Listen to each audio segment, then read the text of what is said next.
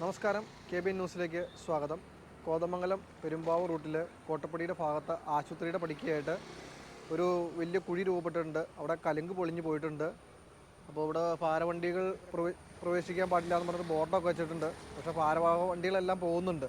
അപ്പോൾ അത് അവിടെ ഒരു വലിയ കുഴിയുണ്ട്, നമുക്കത് കാണാം. ഇവിടെ ഒരു മെമ്പർ ഉണ്ടോയെന്ന് അറിയില്ല. അപ്പോൾ 2 ആഴ്ചക്കാലമായി ഇതോടെ പൊളിഞ്ഞു കിടക്കുന്നുണ്ടെങ്കിലും ആരും തിരിഞ്ഞു നോക്കിയിട്ടില്ല, ഒരു പണികളും നടന്നിട്ടില്ല. ഒരുപാട് വണ്ടികൾ രാത്രിയിലും പകലും പോകുന്ന ഒരു വഴിയാണത്. ഒരു പ്രധാന റോഡാണ്, മെയിൻ റോഡാണത്. കോതമംഗലം കോട്ടപ്പടി വഴി പെരുമ്പാവൂർക്ക് പോകുന്നൊരു മെയിൻ റോഡാണ്.